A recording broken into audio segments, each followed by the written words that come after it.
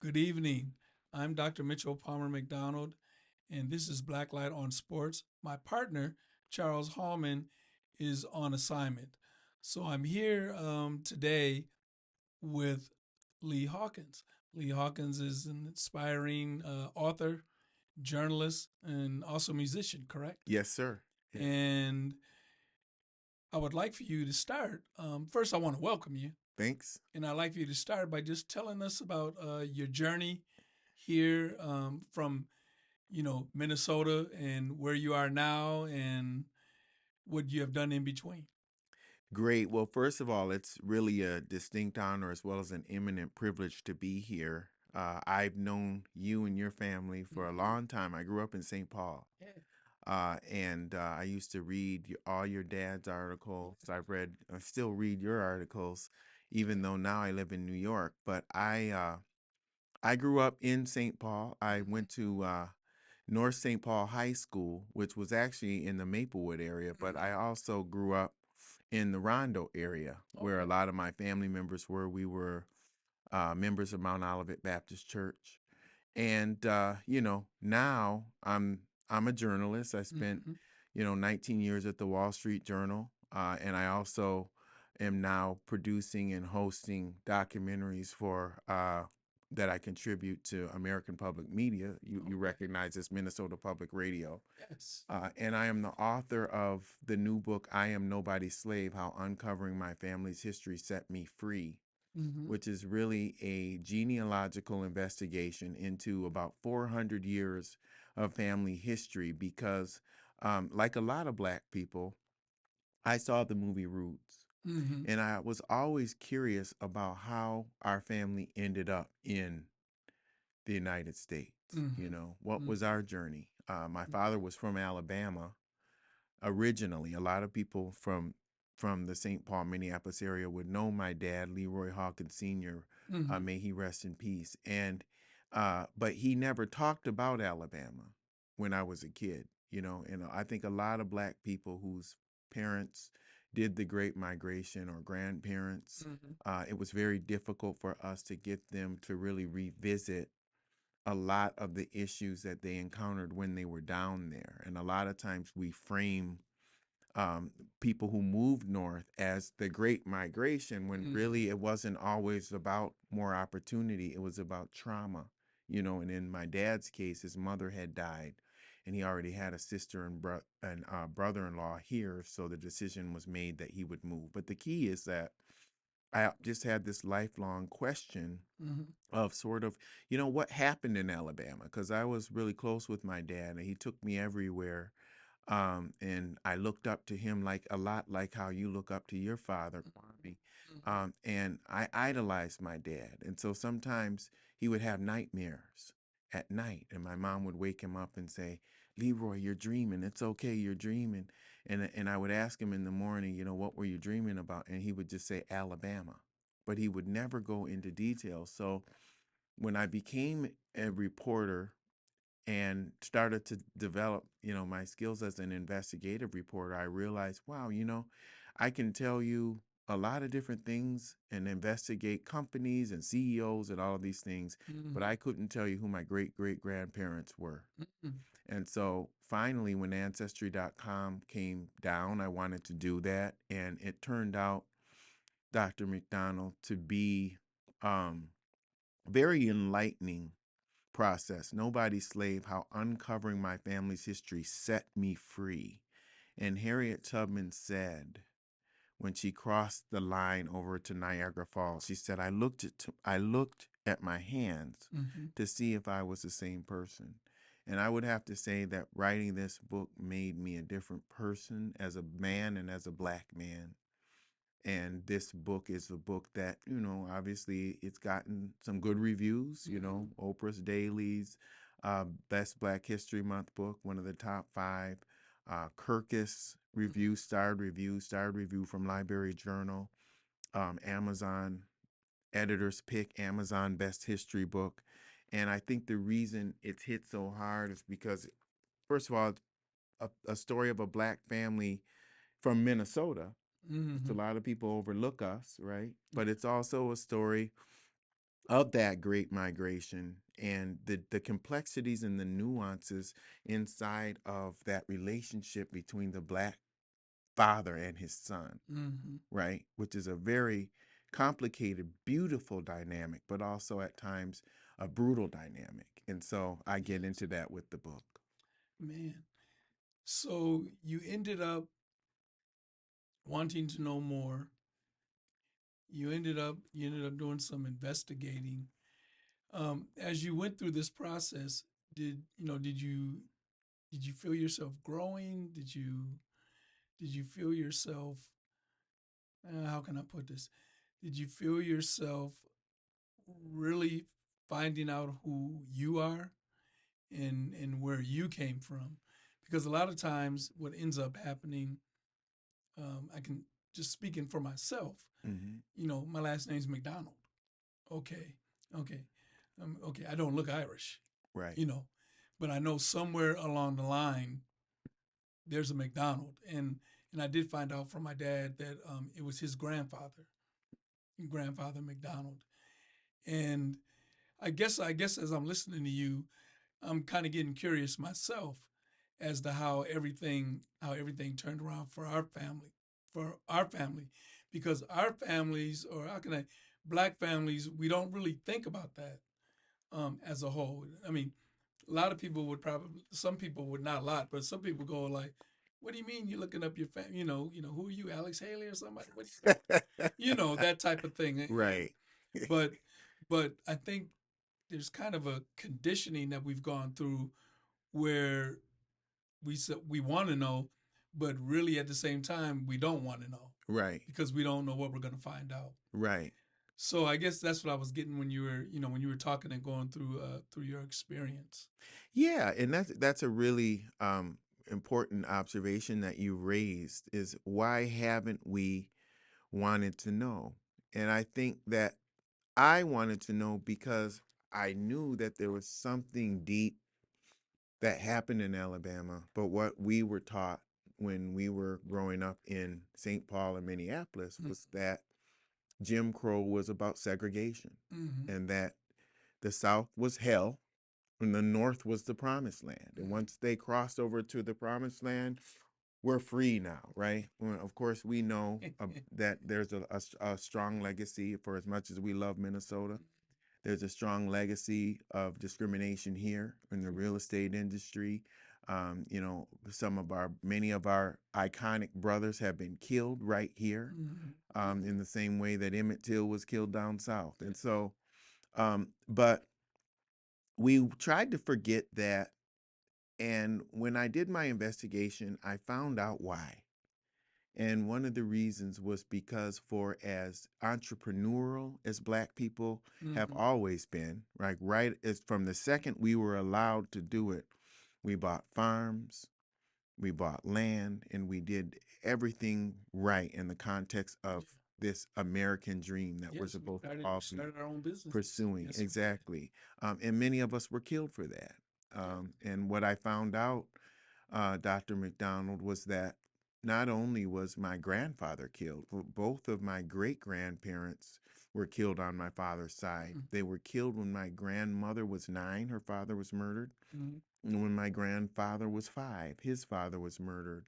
And my father's parents lied to him about it. They never, my father's father didn't even tell him that his father was murdered. And my father's mother said that her father was killed in a hunting accident.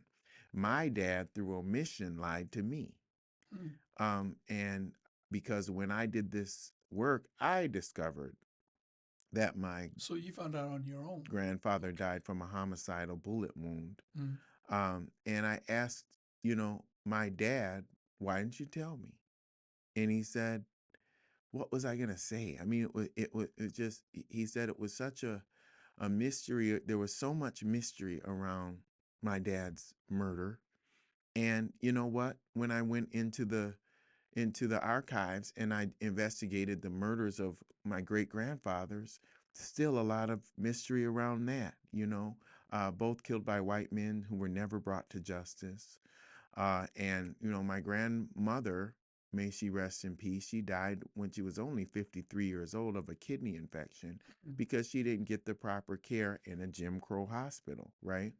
And so all of this intersectionality of this, suggests to me that what we were taught was that Jim Crow was segregation and the worst of it was separate water fountains and Rosa Parks on the back of the bus.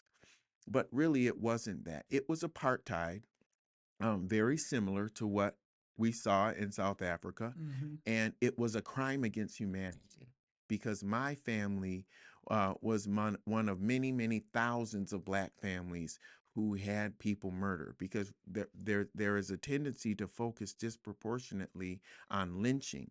Mm-hmm. But lynching was just one category of murder. There was all kinds of murder going on. There were people who were disappearing. And if you were black, whether it was your father or your mother, or it was somebody else's father or mother, or it was a little boy who you read about who was your same age, like Emmett Till. My father was I think 7 years old when Emmett Till was killed. That had a vicarious effect. Trauma, intergenerational trauma is what my book is about my father's unprocessed trauma from Alabama. And for as much loving of a father as he was, he feared so much for me that if I stepped a little too far to the right, I got the belt. If I stepped a little far to the left, I got the belt. And every black kid I knew, a lot of us had our fathers. It Mm-hmm. runs counter to the stereotype that black fathers are absent. The truth is, even the black boys who did not have a father in the home had an uncle, or they had somebody, they had a coach, they had somebody in the 70s and 80s who was a patriarch and leading them. And one of the things that the men from those eras, from the greatest generation and the baby boomers knew was that when you're a black boy, you got to learn at a young age nobody's coming to save you, number one, and number two, it's time to be an adult as a kid. And that was pretty much the life that I had to learn to live. And if I didn't, I got the belt. And so I was very curious about the belt because so many of my friends got it. Mm-hmm. And when I watched that harrowing scene from Roots, Mm-hmm. where Kunta Kinte gets the belt for refusing to take the colonizer's name, Yes. um, even at that young age of watching it, I understood there's gotta be a connection between these two. But I grew in my older age, like sick of hearing people making generalities about slavery Mm-hmm. and said, you know what? If there's I'm not the best at everything, but if there's one thing I'm kind of good at, it's investigating things. So I'm going to go and I'm going to investigate my family all the way as far back as I can, and I'm going to see what the connections are between the past and the present. How did slavery, Jim Crow, apartheid, and the Great Migration shape my father's view of how he needed to raise this black boy in America? And you said one other thing that was like powerful, the name McDonald. People love to think that they're being smart alecky or coy when they say, well, how could something that happened that ended 150, 160 years ago affect a black person today? Well, I'll tell you how. First of all, our names, Mm-hmm. right? But Yeah. second of all, the blood in the DNA in our veins. Did you know that over 90% of black people have more than 25% European blood Yeah. if they are foundational to this country? And so I found out that I had 18%, Mm-hmm. um, which turned out to be quite shocking. I don't know why, but it did because we live in such a hyper racialized society, and I have never wanted to be anything other than black, and I don't identify as anything other than black, Mm-hmm. even though I do have ancestry from Wales because of the sexual assault of our matriarchs. But what it did was it opened up an opportunity for me to contact the descendants of that white family Mm-hmm. who enslaved mine. And they were very gracious, and I ended up going to Petersburg, Virginia. I ended up going to Wisconsin. As a matter of fact, there was a guy who was a PR guy that I used to work with as a young reporter, who had the same last name as my grandmother. And we found out later, after I did this research, that he was connected to me from the same family. And so, it was almost like a divine thing that happened, because then he called his cousin in Petersburg, Virginia, who had a lot of information, Lloyd Pugh and Jim Pugh.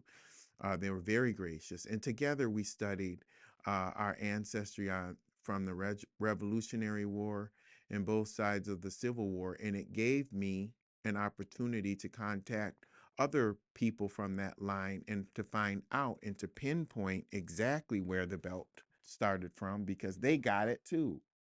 And so I traced my great great grandparents on both sides of the family, and I was able to find out what they lived and how they lived.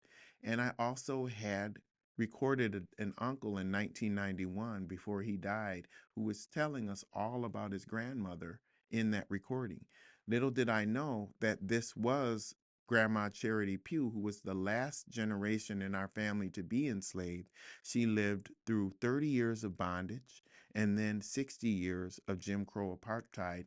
And she used to babysit my grandmother and her siblings. And so it's important when these people ask these questions to understand how disrespectful it is, because to kind of be flippant about the history of enslavement of African American people, because not only were these people enslaved, but they were our families, and we actually knew them. Those of us who, my great great grandmother Charity died in 1930, and so, um, there were people who are, just dying today, right? Mm-hmm. Who Mm-hmm. would have who would have been old enough to remember her. And so I think it's just critical to understand that we are still in very close proximity to this history that people talk about as so distant. And I'm going to say this last thing, and then I'll let you in the conversation. Mm-hmm. Sorry about this, but You're fine. the You're fine. key is that, what this book has taught me, and why I think it's so important for every American of all races to read this book, is because I think that a lot of some people are intentionally and willfully ignorant about American history, and they misrepresent and twist the truth. Mm-hmm. And some people are genuinely ignorant. And because the way that American history is taught and has been taught has really done a disservice to Americans. And I'll just tell you that the first thing we learn when we walk into school, if you remember, was about the story with George Washington and the apple tree, right? And that he said he could not tell a lie. Well, that was a freaking lie, right? But the idea that this forefather, that this guy, first of all, the idea that he was our forefather is a lie. But the fact is that um, he was a slave owner. And there were a lot of aspects to his story that were redeeming. There were powerful redeeming qualities about George Washington and about Thomas Jefferson. Mm-hmm. But there's the complex piece of that too, where we have to understand that he was also a brutal enslaver who had hundreds of people enslaved and used to send them away after 6 months to reset the clock, to get around the law that said that all slaves needed to be sold in Mm-hmm. 6 months. And so he would do that. He took the teeth out of black people's mouths um to create his own dentures. And so that's the complexity of our country. And there's also a lot of complexity in the context of the family tree. The fact that I've had people say, well, how could you say that your father was such a loving man when your father beat you? Well, two things can be true, which we'll get into. But the big thing is the complexity of this country and the fact that for all of our existence, except for 60 years, America has been a white supremacist country. The law, and that's not a political statement, that's the law. The law has been all the way up to the passage of the Civil Rights Act of 1964, that black people did not have constitutional rights equal to a white person. As a matter of fact, Right. we are part of the first, what I call the integration generation. Yeah. We are the first generation in our families to be born equal to a white person in America. And so, equality, the reason we're having so much trouble right now, still between the races, is because equality is a very new concept in America. It's only 60 years old. And think about the things that Black Americans have accomplished despite, you know, Mm-hmm. not having equal rights. Yeah. Buying homes without the GI Bill. Yeah. Our families really did it, and so that tension that I had, that my father had to instill in our relationship, is a direct reflection of the white supremacist system that he had to live under as a kid in Alabama, and his concern for me as the first generation who was able to have opportunities that he did not have, Mm-hmm. and wanting us to seize every opportunity we could have and to pursue Black excellence unapologetically. And that was hard. I took a lot of beatings for that. And that's the part of helping Black Americans who might have a similar experience process the relationship with the family and heal some of the wounds. For as much as we love our families, we also want to be able to heal some of the wounds that have come along with that sort of intergenerational disconnect that we had between those who would never talk about the things that they went through in the South and the new generation of people, of Black people who are integrating America to this day. Yeah. Now that's you bring up an interesting point about the generation of today, because the generation of today, from my view, is preaching, diversity, is preaching assimilation, uh, is preaching is preaching things in such a way where you don't want to remember your culture, you don't want to embrace your culture, and that was an interesting that was interesting for me. Growing up with my dad. I mean, my dad lived two lives. He was he was James McDonald Jr. Brooks Brothers suit, shirt and tie, clean shaven. And a lot of people don't know this, but I'll tell this quick story. He went to teach for 6 weeks at the University of Ghana. This is what my mom said. He left in the Brooks Brothers suit, came back in the dashiki. So when he came back after those 6 weeks, he was Kwame McDonald. He was wearing a dashiki. He traded in all of his suits and brought all of the African clothes back, and just basically said, "This is who I am now." Okay. Of course, it drove my mom crazy for about the first month, according to my mom. But she knew he was serious just by the way he said it, and by the way he talked, and by the way he was carrying himself. And from that moment on, that was 1968. So at the height of the movement, and from that moment on, he was Kwame James Cornell McDonald until he passed away in 2011. And he said something interesting to me that goes to um, pretty much why you wrote the book. I said, man, I said, you really, I said, I guess you really know who you are. And this is maybe about a year before he passed. I said, you really know who you are, huh? He said, oh no.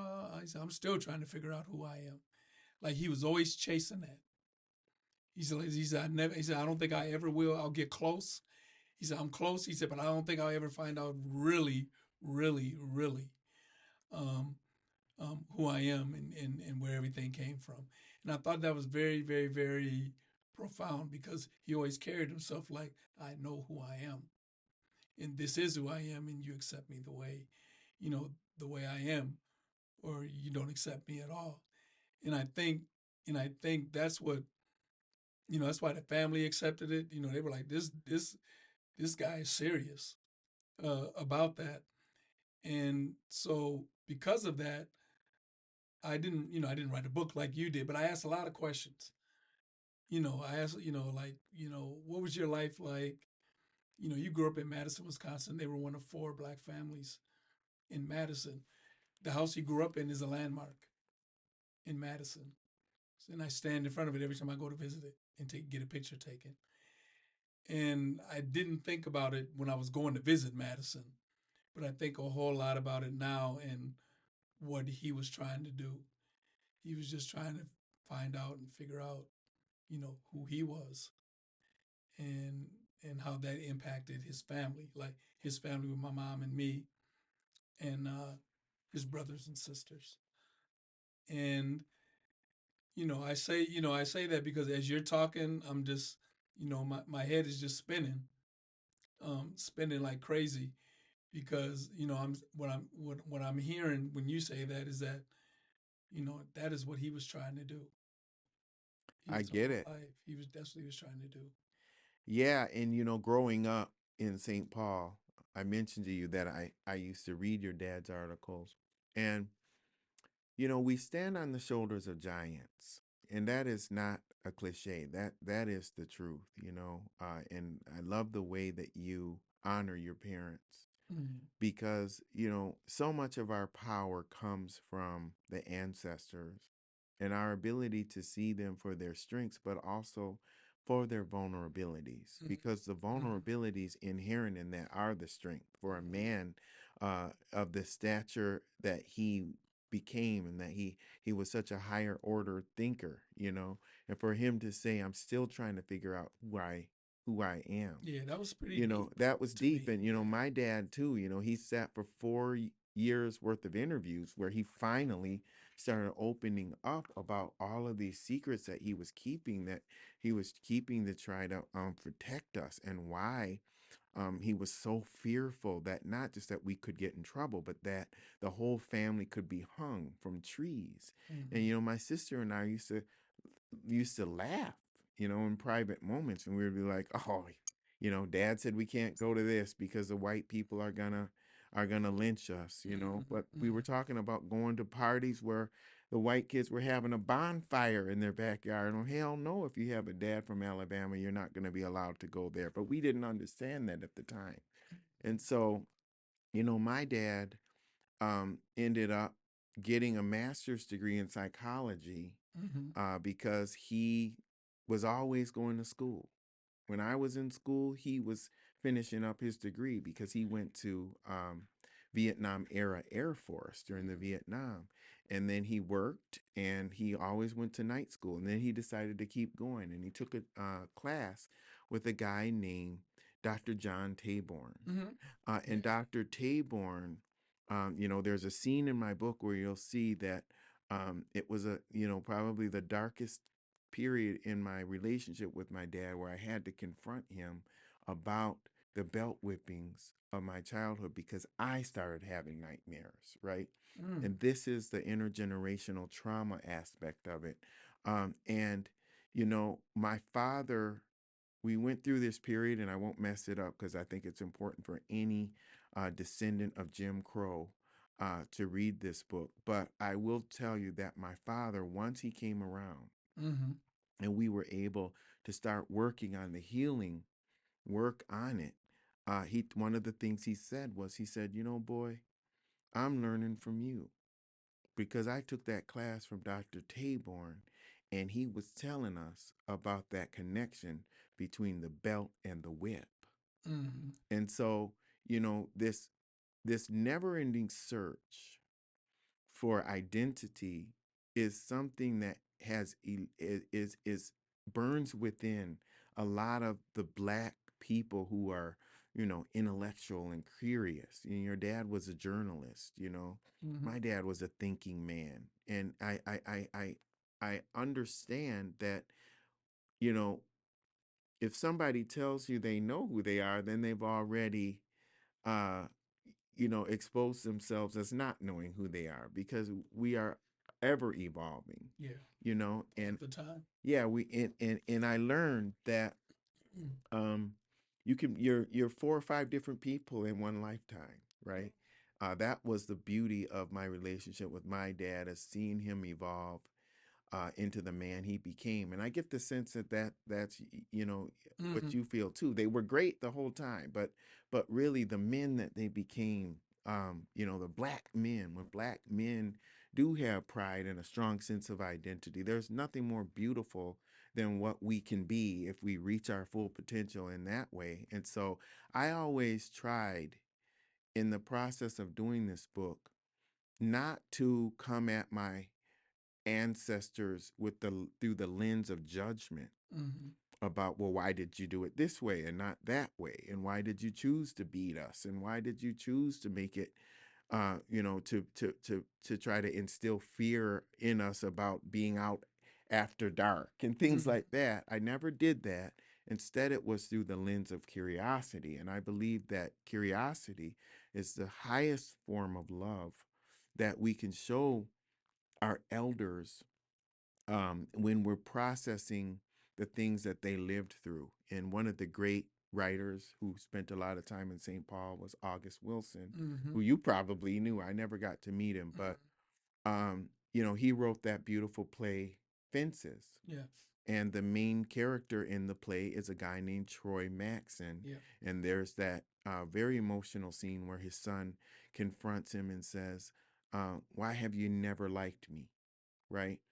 And we see Troy as a disillusioned black man who was not able to make it to the major leagues because he was in the Negro leagues, Mm-hmm. and he just missed the cut, right? And his son came to him and said, "Dad, I have an opportunity to play football. All they need is for you to sign the paper." And he refused to sign it because he said those white people are not going to respect you. And he also, in the play, said, it's not my job to like you. My job is to raise you as a black man so that you can go out and fight the dragons in the world that are waiting for you.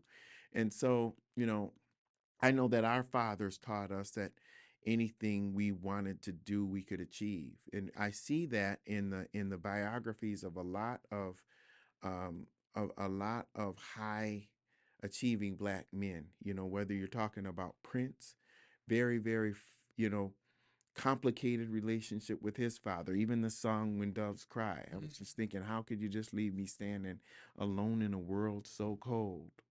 Right? Maybe I'm just too demanding. Maybe I'm like my father, too bold. My mother, she's never satisfied. This is what it sounds like when doves cry. He's saying, this is what it sounds like when you're in a home where everybody's yelling and screaming and saying, "Boy, get up," in the morning, Mm-hmm. instead of, "Hey, how you doing? It's going to be a beautiful day." Like that brutality of the life that black people had gone through. And so I decided to go into to look at Prince's father, and I saw that Prince, Rogers Nelson, Sr., was a grandson of enslaved people. Um, Joe Jackson, same thing, grandson of enslaved people. Um, Mr. Woods, Tiger Woods' father, grandson of enslaved people. And so, every generation that came out of slavery came out with the determination and a fire that told us, that ran so counter to the stereotype of black men as underachievers. No, we were way more intense. Our parents were way more intense than tiger moms could ever be, right? Mm-hmm. They expected from us. Yeah. And we had tight communities. We had a strong village. But the one thing that they were not going to let us do was not be the best version of ourselves. And if we fell short, it could be violent. And so when I went back into slavery, I started to study the Slave Code of Alabama, which was a code that governed my great great grandmother Charity, her life every day. And there were specific rules, and I encourage people, to go and Google it and see for yourself. What were the rules that black people had to live by? Well, first of all, reading and writing. if you were caught reading and writing, you got 39 to 100 lashes from the state. If there were black men, you know, having a conversation without a white person present, you could get 39 to 100 lashes. If there were more than 4 black people without a white person present. If you were wearing clothing of a certain value, 39 to 100 lashes. But it always went back to whipping, whipping, whipping, whipping, whipping. Mm.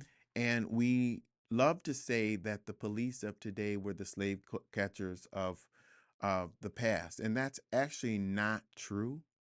The slave patrols were not the police, they were every white man. So, under the Alabama Slave Code, every white man between the ages of 18 and 45 had to do one night a week of slave patrol. That means everybody had a whip and everybody had a gun, and they were all deputized by the state of Alabama to do this. And so, what does that mean? Does that mean, do I say that to beat up on white folk? No, I don't. But I say it because everybody seems to be an expert on slavery and to weigh in with all of these heavy opinions with statements like, well, my family never owned slaves. We had Mm. nothing to do with it. Well, unless they paid a fine, if you lived in the South and unless they paid a fine like some of the abolitionists did and became pariahs when they could afford that fine, they actually did participate in the maltreatment and trauma that was projected on our people. And I try not to make it about slavery because I think that we actually have to be much more honest about the fact that um, there are 8 million survivors of what I call Jim Crow apartheid. So that means that Black people over 60 all over the country who lived under a system in which they did not have equal rights in voting, equal rights in housing, equal rights in banking, equal rights in public accommodation, and they lived for through that and were never compensated or even acknowledged. Mm. Okay? And so, yes, the country would say, well, it's not our problem.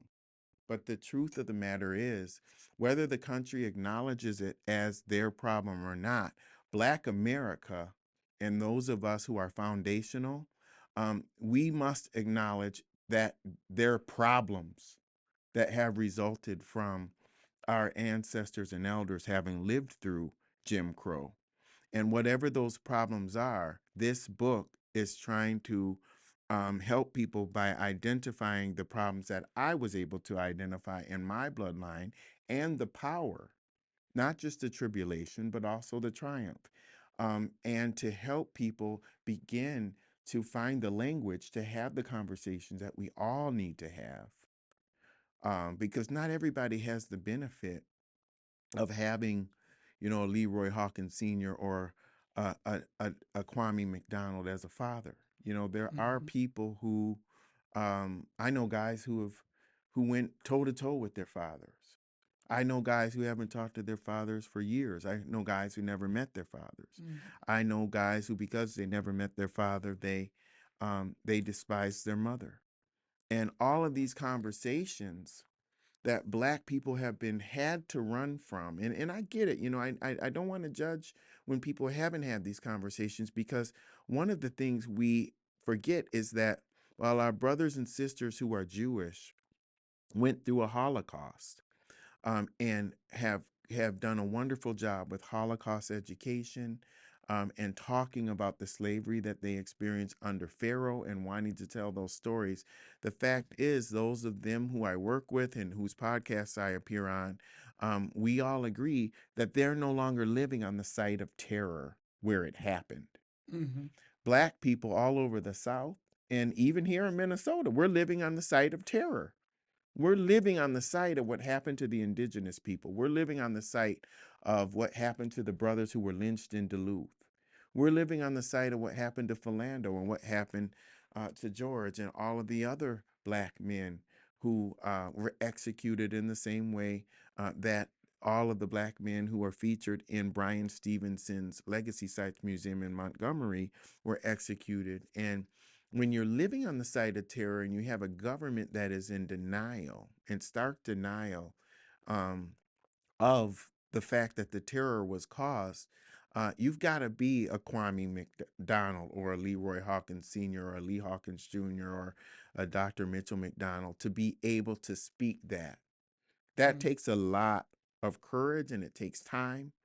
And but if we don't, and if we don't commit ourselves as Black people to healing from those wounds, because we can make things look so easy. That's the problem with Black people.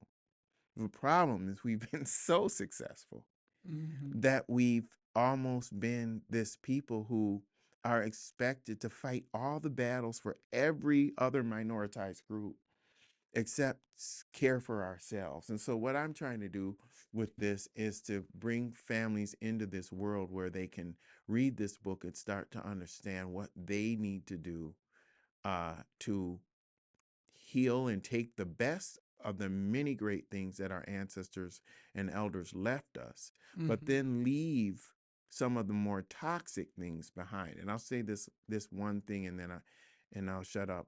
Their New Year's Eve. Mhm.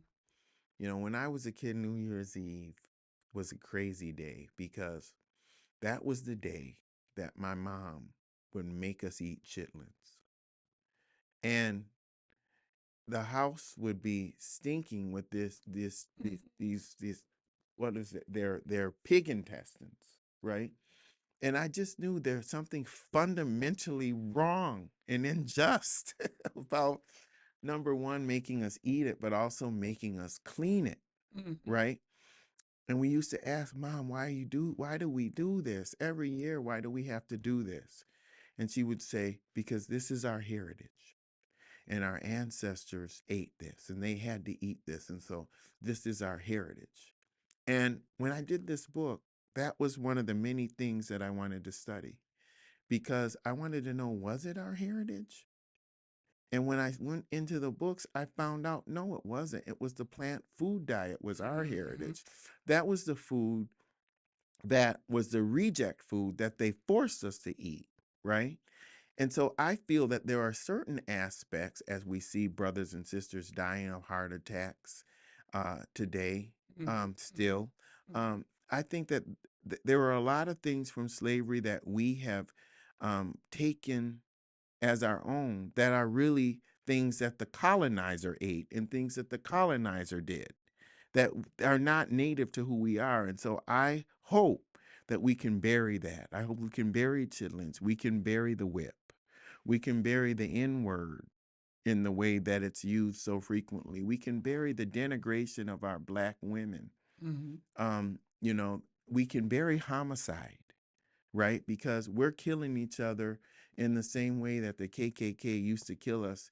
And it's the same source. It's white supremacy that makes Black men kill other Black men. Mhm. It's self hatred, right? And so there's a lot. If you think about what our people have been able to accomplish, think about what would happen if we were to all focus disproportionately on the parts of colonization that are still alive today, and we're able to make 20 to 30% progress on Mhm. those things, we would be even more unstoppable. And so I wrote this book out of love for my people and also out of love for the Black people in Minnesota because I think we're often overlooked. I would agree. I would agree with that. Well, I also wanted you to get into, we're not going to have a lot of time, but I want you to get into some of the people that we talked about, you interviewing sports figures. Right. Remember? We talked Yeah. about that. And some of the people that you interviewed. Um, I think I'll have you answer this question, then we're going to wrap things up a little bit. But who out of who out of everyone you've interviewed is probably one of the most interesting interviews that you've ever done as far as sports? Oh, wow. Um, well, I've interviewed a lot, Right. I know you but have. the big ones, and a lot of them have been really big interviews. But I would have to say Floyd Mayweather. Okay. And, you know, he's a lot of times not thought of as somebody who has a mastermind. Okay. Okay. Because people make fun of him about his reading and things like that. But there's Mm-hmm. a whole other element of genius Mm-hmm. to Floyd Mayweather that I want to kind of just break down. One of the things about him, and I love boxing. Mm-hmm. Actually, my cousin is Roy Jones Jr. And we've never really had a serious. I've I never didn't been know able to that. interview him. Mm-hmm. Well, he was from Alabama, well, he was from Pensacola, Florida, and he was. We didn't get to meet our Right. cousins down there, but anyway, I've interviewed pretty much every major boxer except him: Tyson, Manny Pacquiao, Floyd Mayweather, just you name it, Danny Garcia, all of Mm-hmm. the big ones, George Foreman. But Floyd Mayweather stood out, and the reason why was because of his Showtime deal that he did with the pay-per-view revenue. Mm-hmm. That he was able to broker this deal that guaranteed him a huge percentage, the vast majority of the funds from the pay per view. Mm-hmm. And he was cutting deals towards the end of his career with every single boxer who wanted to fight him. I mean, you think about the fact that a Floyd Mayweather fight for a boxer would affect that boxer's family Mm-hmm. for 7 or 8 generations Okay. because of the amount of money. They were bringing $400 million in one fight. Mm-hmm. They were generating that, and to get a piece of that as a result of the deal that Floyd brokered with Showtime, really, really had significant impact on people. And as a boxing promoter, he's one of the best. And he also, at the time when I interviewed him, they're no longer working together, I don't think, but at the time he was working with Leonard Ellerby. Mm-hmm. And he has for a long time worked with Al Heyman. And what I love about the the black boxers and also a lot of the black hip hop figures, for all of the criticism that hip hop and sports figures take, first of all, they are young, black, and rich very quickly. And it's a world that when you go into that world, there are all kinds of things that the average person would not even be able to dream you would have to deal with, right? And especially coming from the background that a lot of them are coming out of. And what's powerful about the athletes and the entertainers is they are more inclined to see and invest in the talents and potential of other black people Okay. as lawyers, as agents, as managers. LeBron, I remember LeBron from when he was just starting out. I met Rick Paul, or Rich Paul, when Rich Paul was, I mean, he's still short, but at the time, he was just a goldfish. He's a shark now, right? Mm-hmm. Mm-hmm. And Maverick Carter and all of those guys were, they had a belief. And the pressure that LeBron James would have been under to go with some of the more traditional route as Mm-hmm. opposed to working with his own team and developing and growing his own team, was something that would be really hard for us to even comprehend. But he did it. And when I see what Jay-Z has accomplished, and when I see what 50 Cent has accomplished, you know, um, and what Floyd Mayweather was able to accomplish in his career, and Shaquille O'Neal, Mm-hmm. becoming diversifying into all these other things.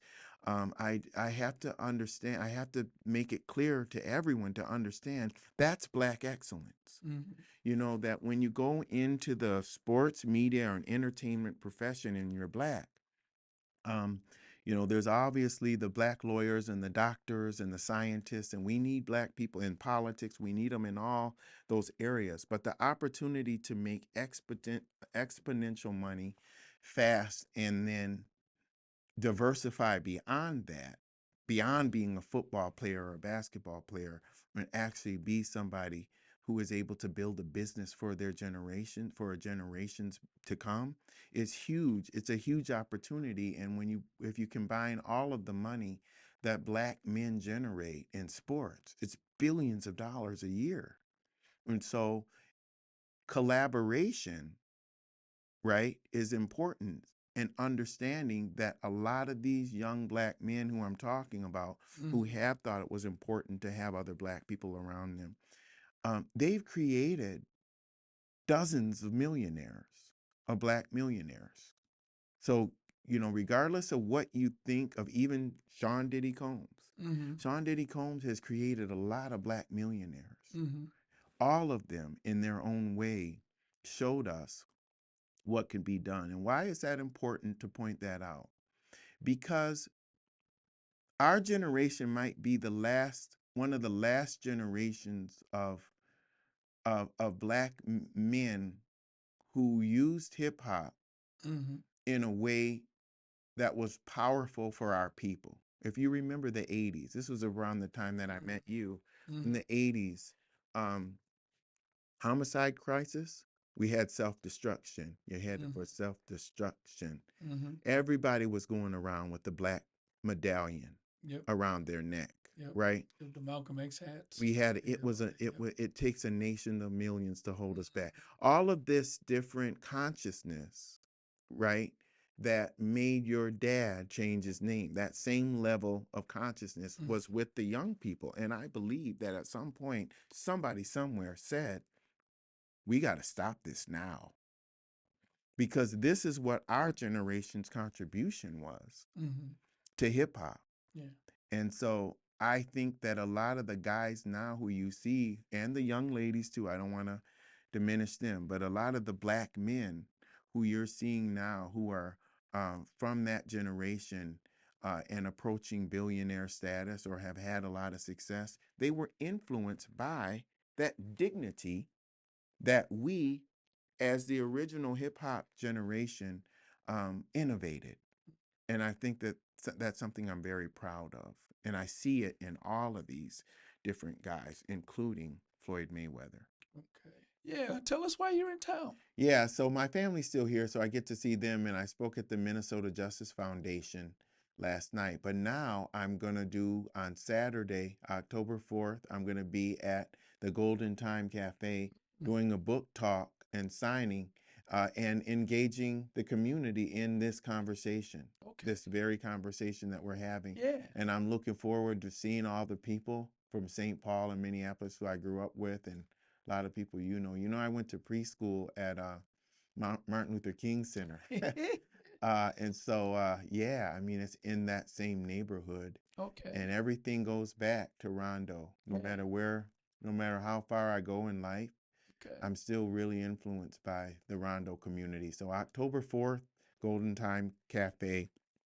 Come get your book, but importantly, also bring your stories. Thank you. I really appreciate that. All right. Well, as we wrap things up, boy, you said a lot and you shared a lot, which is I'm very thankful for. Wanted to thank you for stopping by. Thank you out of your busy schedule. Oh man, to come here. I'd come here every day if I could. Yeah, and share with us.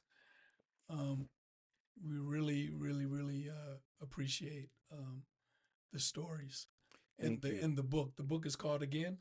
I Am Nobody's Slave: How Uncovering My Family's History Set Me Free by Lee Hawkins. Okay, all right. Make sure you purchase it. With that, I'm gonna close. Thanks again. Thank you, brother. Thank you. Really appreciate it. I'm Dr. Mitchell Palmer McDonald. This is Blacklight on Sports. Please read us in the Spokesman-Recorder, and you can also go to YouTube to check out past podcasts.